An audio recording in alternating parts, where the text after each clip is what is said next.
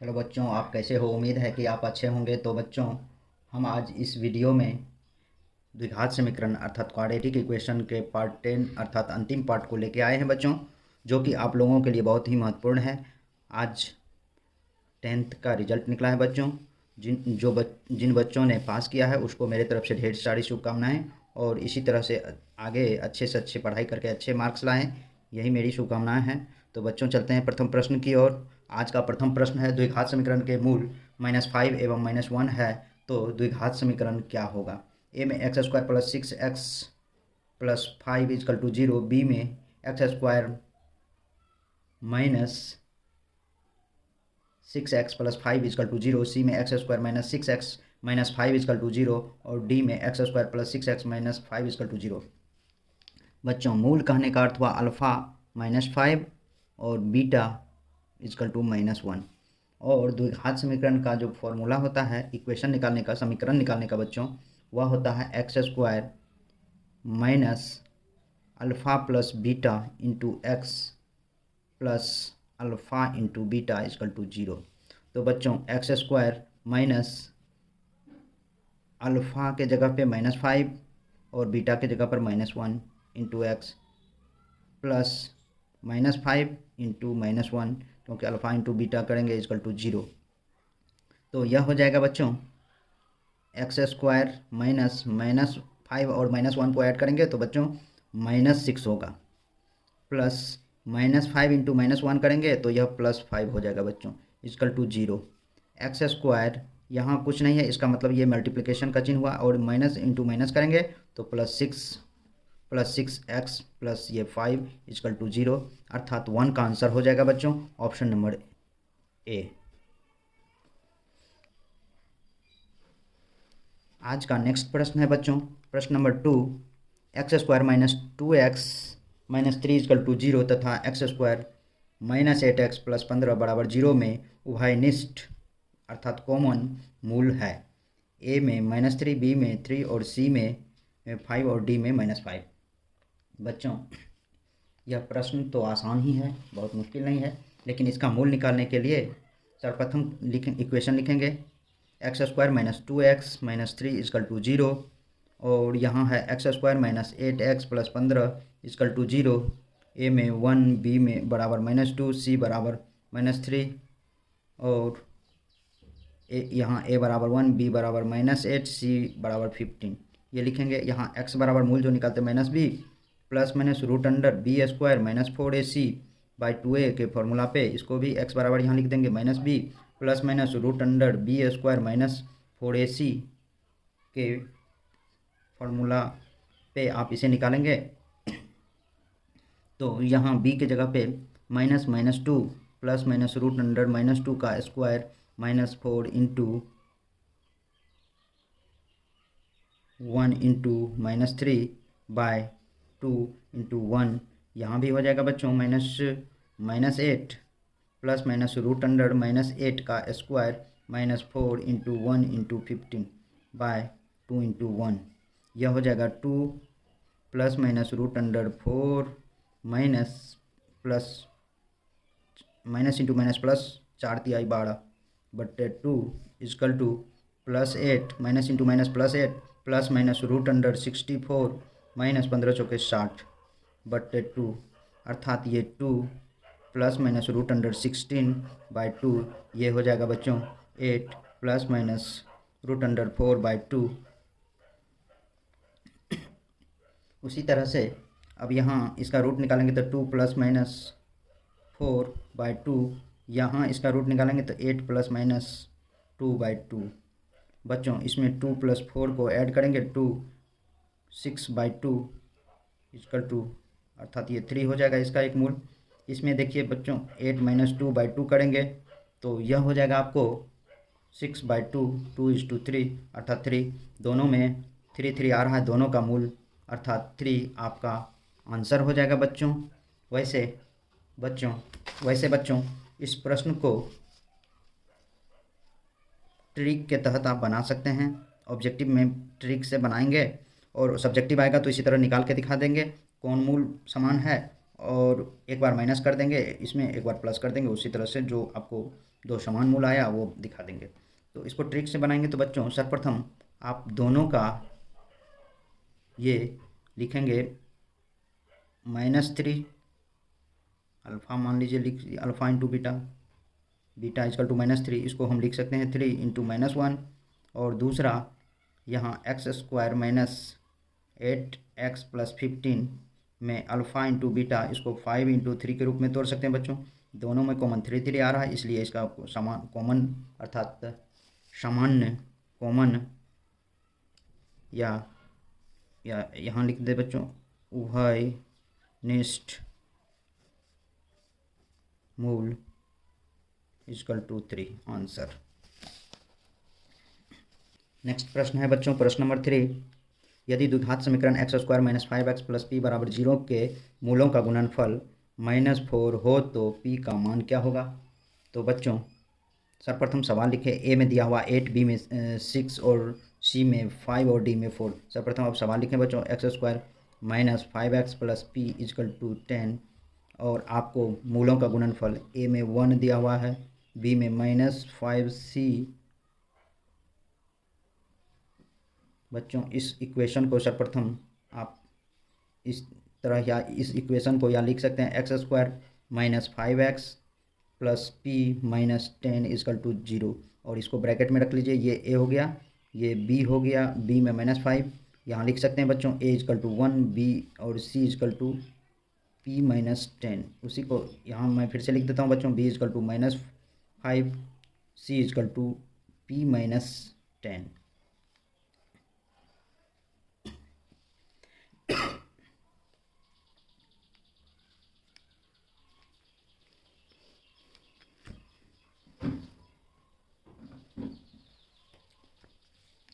मूलों का बच्चों आप जानते हैं मूलों का गुणनफल बराबर अल्फ़ा इंटू बीटा बराबर c/a। c का मान आपको दिया और इसके बराबर में -4 दिया हुआ है आपको। तो c का मान p माइनस 10/1 इजकल टू -4 दिया हुआ है। p minus 10 is equal to -4 into 1 कीजिएगा तो 4 हो जाएगा, -4 होगा बच्चों। p minus 10 is equal to -4, p is equal to -4 plus 10 is equal to 6। p का वैल्यू आपको 6 आंसर हो जाएगा बच्चों, इसीलिए 3 का आंसर हो जाएगा बच्चों ऑप्शन नंबर बी। नेक्स्ट प्रश्न है बच्चों प्रश्न नंबर 4, यदि x इजकल टू 2 दोनों समीकरण 2x² plus 2x plus p is equal to 0 तथा cube x² plus cube x plus 18 is equal to 0 का एक मूल उभयनिष्ठ हो तो q माइनस p का मान क्या होगा। a में 9, b में 4, c में -4 और d में -3। बच्चों x इजकल टू 2 दिया हुआ है, पहला इक्वेशन है x² plus 2x plus p is equal to 0। अब x बराबर 2 यहाँ मान रखें, 2 इंटू 2 का square plus 2 into 2 plus p is equal to 0, 2 into 4 plus 4 plus p is equal to 0, 8 plus 4 plus p is equal to 0, 12 plus p is equal to 0, therefore p is equal to -12 होगा बच्चों। उसी तरह से x बराबर 2 रखने पर ये cube x² plus cube x plus 18 is equal to 0, cube into 2 का square plus cube into 2 plus 18 is equal to 0, ये cube into 4 plus cube into 2 अर्थात 2 क्यूब हो जाएगा plus 18 is equal to 0, 4 cube plus 2 cube is equal to -18, 6 cube is equal to -18, therefore cube is equal to -18/6, 6 3 जा 18, cube is equal to -3। बच्चों आपको Q minus p पूछा जा रहा है, q का मान -3 माइनस ये -12 होगा अर्थात -3 प्लस 12, इसको लिख सकते हैं 12 - 3 बच्चों अर्थात 9। आपको 4 का आंसर हो जाएगा बच्चों ऑप्शन नंबर ए। नेक्स्ट प्रश्न है बच्चों प्रश्न नंबर 5 दिया हुआ है, यदि b² minus 4ac greater than 0 हो तो ax² plus bx plus c बराबर 0 के मूल डैश होंगे। तो बच्चों आप थ्योरी में पढ़े होंगे b² minus 4ac greater than 0 होता है, इसका बेसिक फार्मूला यही ax² plus b x plus c द्विघात समीकरण के इस फॉर्मूला से जब यह हो जाता है, अर्थात ए बराबर ए दिया हुआ है, बी बराबर बी और सी बराबर सी ही है, और द्विघात समीकरण के फॉर्मूला से b square minus 4ac greater than 0, 0 से जब ये बड़ा हो जाएगा तब इसका वैल्यू होता है बच्चों, इसको कहा जाता है समान। यदि b square minus 4ac greater than 0 होगा तो यह समान होगा बच्चों। आपको डायरेक्ट ये थ्योरी से क्वेश्चन पूछा गया है, इसको थ्योरी को ध्यान रखेंगे तो क्वेश्चन खुद हो जाएगा अपने आप। उसी टाइप का दूसरा प्रश्न है बच्चों, यदि किसी द्विघात समीकरण में विवेचक शून्य हो तब दोनों मूल डैश होंगे। डी विवेचक डी डिस्क्रिमिनांट जब शून्य होगा तो आप जानते हैं बच्चों कि डिस्क्रिमिनांट जब शून्य होता है तो उसके मूल भी क्या होते हैं बच्चों, बराबर होते हैं। 6 का हो जाएगा डी बराबर, डी शून्य होगा तो उसके मूल बराबर होते हैं बच्चों, बराबर, अर्थात ये डी बराबर बी स्क्वायर माइनस 4ac और ये 0 हो गया तो ये हमेशा इसके बराबर होता है बच्चों, इसीलिए इसका आंसर हो जाएगा बच्चों 6 का ऑप्शन नंबर सी। नेक्स्ट प्रश्न है बच्चों, प्रश्न नंबर 7 दिया हुआ है root under x plus root under 6 plus root under 6 plus root under 6 plus root under 6, इसमें डॉट डॉट होगा, डॉट डॉट भी हो सकता है बच्चों, का मान क्या होगा, या ऐसे 3 ही दिया होगा तो भी कोई बात नहीं है। तो ए होगा 2, बी होगा 3, सी होगा 3.6 और डी होगा कोई नहीं। बच्चों आपको root 6 plus root under 6 plus root under 6 plus का अर्थ हो गया फिर रूट अंडर 6 होगा, इसको बराबर एक्स मान लीजिए बच्चों। अब दोनों तरफ वर्ग करने पर root under 6 plus root under 6 plus root under 6 plus इसका वर्ग बराबर एक्स स्क्वायर लिख दें बच्चों। इसका वर्ग करेंगे तो ये ऊपर वाला रूट समाप्त हो जाएगा बच्चों, तो यहाँ 6 plus root under 6 plus root under 6 plus यहाँ भी आप दे सकते हैं बच्चों रूट अंडर 6 प्लस इतना इजकल टू एक्स स्क्वायर दिया हुआ है बच्चों, इतना बराबर एक्स माने, इसीलिए 6 और ये जितना आया है इसके बदले में प्लस एक्स बराबर एक्स स्क्वायर लिखें। अब x square minus x minus 6 is equal to 0 लिख दें, इस सब को उधर लेके चला गया बच्चों, और यहाँ 0 बच गया तो इसको इस साइड लिख दिया तो कोई फर्क नहीं पड़ता है बच्चों। तो यहाँ लिखे x square minus 3x plus 2x minus 6 is equal to 0। इसको जब तोड़ेंगे बच्चों, दोनों को यदि मल्टीप्लाई करेंगे तो माइनस 6x स्क्वायर हो जाएगा, दोनों को यदि घटाएंगे तो माइनस x हो जाएगा। x कॉमन ले लीजिए, x माइनस 3 प्लस 2 कॉमन ले लीजिए, x minus 3 is equal to 0, x plus 2 into x minus 3 is equal to 0। चूँकि x plus 2 is equal to 0 therefore x is equal to minus 2, चूँकि x minus 3 is equal to 0 therefore x is equal to 3, अर्थात 7 का answer हो जाएगा बच्चों option number B.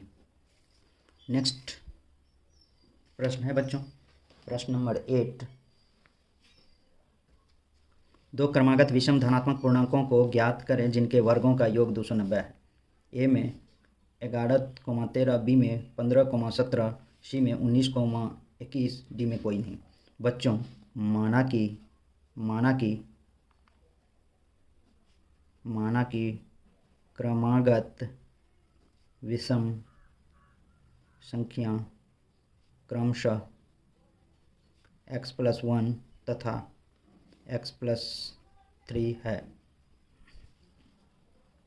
अब x दोनों के वर्गों का योग x प्लस 1 का whole square plus x plus 3 का होल स्क्वायर, वर्गों का योग इजकल टू 29 प्रश्न में कह रहा है बच्चों। अब इसको a प्लस बी का होल स्क्वायर पे a square x square plus 2 into x into 1 a two a b, 2 into x, a के बदला x और b के बदला में 1 plus x square plus 2 into x into 3 plus 3 का square is equal to 290। X square plus 2x plus 1 का square 1 plus x square plus 6x plus 9 is equal to 0। X square 2x square 8x plus 10 is equal to 0,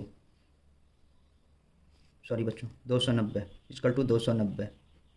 बच्चों 2 common ले लीजिए, x square plus 4x plus 5 is equal to 290,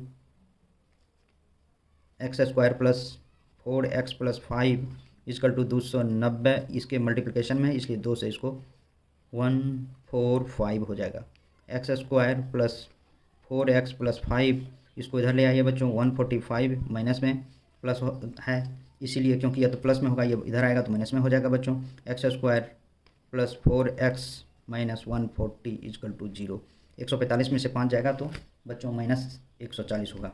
अब इसको a is equal to 1, b is equal to 4, c is equal to minus 140।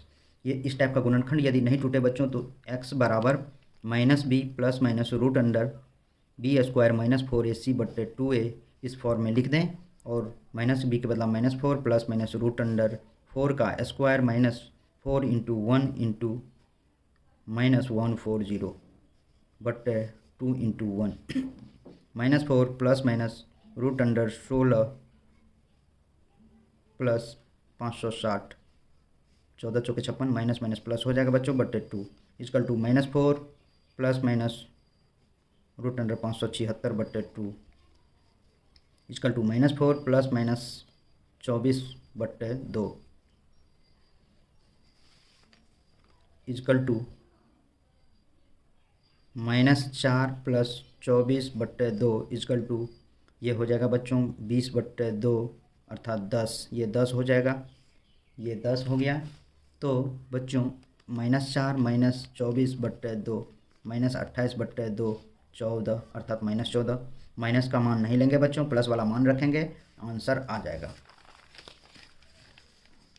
अब आपको मांग क्या रहा है, वो अंक क्या है, तो x प्लस 1 यानी कि 10 प्लस 1 बराबर 11, और दूसरा x plus 3 10 plus 3 is equal to 13। 11 और 13 को जब वर्ग करेंगे बच्चों तो यह बन जाएगा। इसको ट्रिक के रूप में बच्चों, ट्रिक के रूप में भी बना सकते हैं।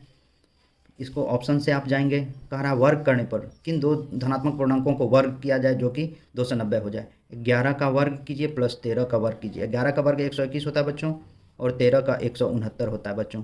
तो ये 9 1 10 6 2 8 1 9 290 हो गया। अर्थात आपका यहाँ से भी इतना दूर आप करेंगे तो भी आपको बन जाएगा बच्चों। ट्रिक से इस ऑब्जेक्टिव को बना देंगे, और सब्जेक्टिव के रूप में यदि ये सवाल पूछा जाएगा तो आप इसे जिस तरह से मैं फर्स्ट टाइम बताया हूँ इस टाइप से आप इस तरह से बनाएंगे। तो बच्चों आज का इसका आंसर ऑप्शन नंबर ए हुआ 11,13। ये भी आपको थ्योरेटिकल प्रश्न है बच्चों। प्रश्न नंबर 9, द्विघात समीकरण ax² plus bx plus c is equal to 0 में a का मान डैश नहीं होता है। 1 में अशून्य, b में शून्य, c में बराबर, d में कोई नहीं। ये दिया हुआ है ax² plus bx plus c is equal to 0। क्या कह रहा है बच्चों, a का मान, यहाँ a का मान कभी भी a इजकल टू 0 नहीं होगा, क्योंकि यहाँ यदि मान 0 इंटू x² करेंगे plus b into bx plus c is equal to 0, तो यह 0 से x² को मल्टीप्लाई कीजिएगा तो 0 हो जाएगा। ये bx प्लस c बराबर 0, bx plus c is equal to 0। तो बच्चों ये द्विघात समीकरण में नहीं आया, एक रैखिक चर में आया है, इसीलिए x का वैल्यू कभी भी 0 नहीं रखेंगे। 0 रखेंगे तो वह क्वाड्रेटिक इक्वेशन में नहीं होगा, द्विघात समीकरण में नहीं होगा, क्योंकि देखिए ये द्विघात समीकरण का मान 0 हो गया। इसीलिए कभी भी कहा गया है, ये एक तरह से आपको थ्योरेटिकल प्रश्न ही है, इसीलिए इसको ध्यान में रखिएगा कि x² plus bx plus c is equal to 0 में a का मान कभी भी 0 नहीं देंगे। 0 देंगे तो इसका मान 0 हो जाएगा, तो यह क्वाड्रेटिक इक्वेशन में नहीं रहेगा। तो इसलिए इसका मान हो जाएगा 9 का ऑप्शन आंसर हो जाएगा बच्चों ऑप्शन नंबर बी। बच्चों आज का नेक्स्ट और लास्ट प्रश्न है प्रश्न नंबर 10। प्रश्न नंबर 10 दिया हुआ है बच्चों, a के जिस मान के लिए ax² plus 2x plus a बराबर 0 के मूल समान है तो वह है 0 1 a में, b में 0 -1, c में +-1 और d में +-2। बच्चों ax² plus 2x plus a is equal to 0 equation को लिख दिए। a is equal to a, b is equal to 2 और c इजकल टू a।